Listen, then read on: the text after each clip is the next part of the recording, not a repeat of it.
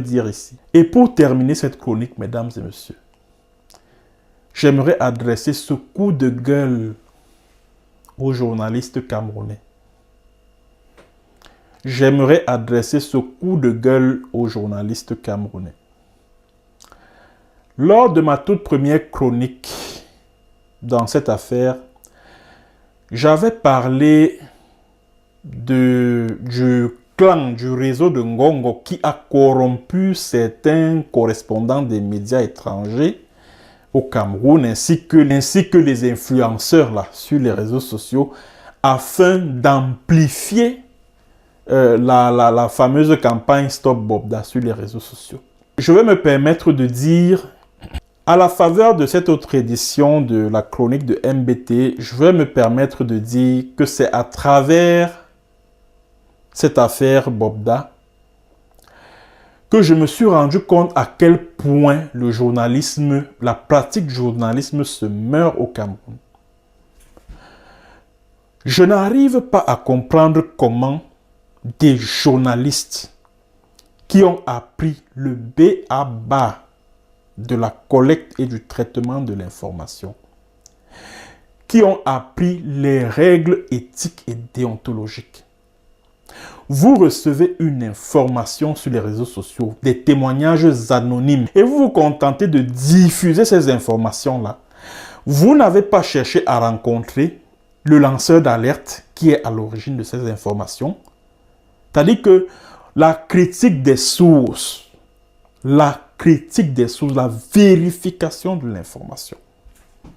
Vous ne cherchez pas à rencontrer ce lanceur d'alerte-là, afin qu'il vous connecte à ces victimes, afin de chercher à savoir si ces victimes existent réellement. Non. Dans tous ces faux témoignages que l'on a lus ou que l'on a entendus, il y a eu des lieux qui ont été cités. Et les Villa des Roses de Bali, et Maison H, et même le domicile d'Hervé Bobda à Bonanjo. Aucun journaliste camerounais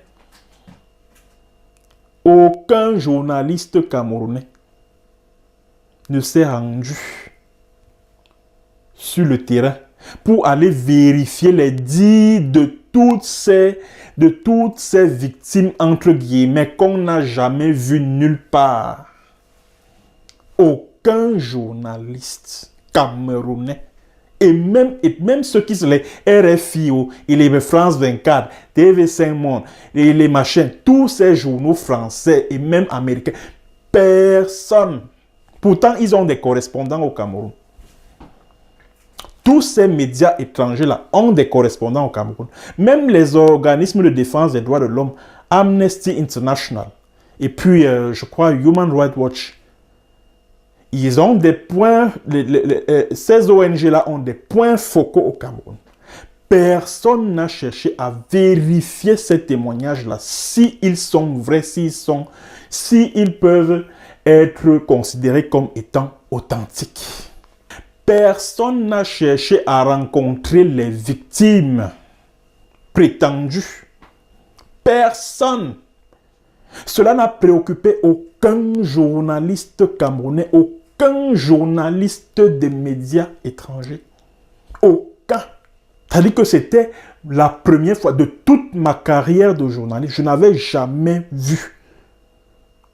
J'ai été formé au Cameroun.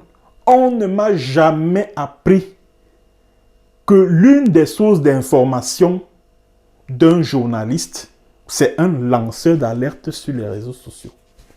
On ne m'a jamais appris ça. On ne m'a jamais appris. On m'a appris que quand tu reçois une information, tu vérifies, tu recoupes. Or, quand vous suivez les reportages, Canal 2, bon, pour Canal 2, je peux comprendre parce que Emmanuel Chatsué est, je ne sais pas quel problème il avait, je ne sais pas quel problème Emmanuel Chatsué avait avec le père d'Hervé Bobda.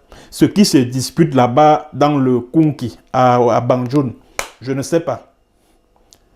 Canal 2, même Equinox, ah, selon un lanceur d'alerte, oui, selon un lanceur d'alerte. Il dit que même Radio Balafon, Radio Balafon, mais Cyril Bojiko, mais c'est pas possible. Je suis tombé sur une édition de, comment on appelle cette émission qui passe chaque matin là, je crois que c'est Sacré Matin, si je ne me trompe pas. Mais c'est pas possible, Cyril Bojiko, grand frère, mais vous êtes à Douala. Mais tout ce qui est reproché à Bob Dalla, n'est-ce pas, c'est une bonne partie de ces faits-là, allégués, se sont déroulés à Douala. Mais vous êtes à Douala, on a cité, je ne sais pas, il y a des lieux qui ont été cités dans tous ces faux témoignages-là. Allez vérifier, envoyez vos reporters là-bas. Allez interroger les témoins. Hervé Bobda a une famille, allez rencontrer les membres de sa famille. Allez leur poser un certain nombre de questions. Il y a des amis d'Hervé Bobda qui ont été cités, les Goku 237, les Xavier Abena, et même la jeune fille qui était décédée l'année dernière, là, comment elle s'appelait encore, celle qui faisait des vidéos là sur TikTok, ou c'est Cooper qui l'a. Allez rencontrer les membres, allez rencontrer Goku Abena. Bon, comme Cooper est décédé, allez rencontrer les membres de sa famille. Pour leur poser la question de savoir si, de son vivant, ils avaient eu vent de ce que Madame Cooper livrait souvent des jeunes filles à Emmanuel Bobda, comme il a été dit dans ces témoignages-là, que non, vous vous êtes contenté de faire d'un lanceur d'alerte une source potable d'informations. Et puis, vous vous êtes lancé dans la campagne Stop Bobda. Sans avoir vérifié. Sans chercher à savoir si ces informations-là étaient avérées. Voilà maintenant que personne, depuis que Hervé Bobda est en prison, personne n'a le courage de chercher à comprendre exactement ce qui se passe, ce qui s'est passé. Vous avez fini de battre votre campagne Stop Bobda dans vos médias là-bas au Cameroun et puis basta, terminé. C'est comme si votre objectif c'était que Hervé Bobda est en prison. Bon, maintenant qu'il est allé en prison, allez, c'est terminé. Le reste, ça ne vous intéresse plus. Est-ce que vous avez cherché à rencontrer les victimes? Non. Moi, je vais donc vous dire que j'ai interrogé certaines victimes, certaines filles qui ont témoigné chez le lanceur d'alerte de la Zuimanto. Celle qui disait là que Hervé Bobda est au centre d'un réseau de proxénétisme, un truc de ce genre. Quand je lui pose la question de savoir que comment tu sais qu'il est dans ce réseau de proxénétisme-là, elle dit que non, j'avais juste appris une rumeur, que c'était juste une rumeur. Je dis, ah bon? Bon, est-ce que tu connais certaines victimes de ce réseau-là? Elle dit, non, je ne connais pas. Elle dit, et tu dis que tu as appris sur la base des rumeurs. Tu ne connais aucune victime, mais tu parles de réseau de proxénétisme. Sur quelle base? Pourtant, ces témoignages-là, les Camerounais, comme ils ne réfléchissent pas, comme ils n'ont rien dans la tête, ils ont gobé ça comme du miel. Pourtant, tous ces témoignages-là étaient à problème. Parfois, tu lis un témoignage, tu te demandes que ça s'est passé où? Ça s'est passé quand? Ça s'est passé quand et où? Et ce qui m'a complètement bouleversé, ce qui m'a abasourdi, c'est que même la CIA TV, et vraiment de Dieu, oh, incroyable, même la CIA TV,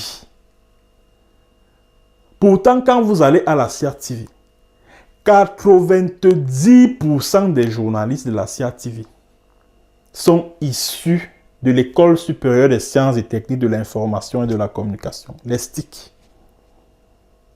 Ils sont des diplômés de l'ESTIC, qui est l'une des écoles de journalisme les plus prestigieuses en Afrique noire subsaharienne. L'ESTIC. Et Charles Ndongo, qui est directeur général de la CIA TV, a accepté qu'on parle de l'affaire Bobda à la CIA TV, en s'appuyant sur, on dit non, un lanceur d'alerte. Un lanceur d'alerte. Je n'ai rien contre lui, hein. Il a fait son travail, mais maintenant le journaliste, qu'est-ce qu'il fait? Il ne reproduit pas de façon mécanique, bêtement, ce qui vient du lanceur d'alerte. Il va sur le terrain, il vérifie si c'est vrai, si c'est avéré.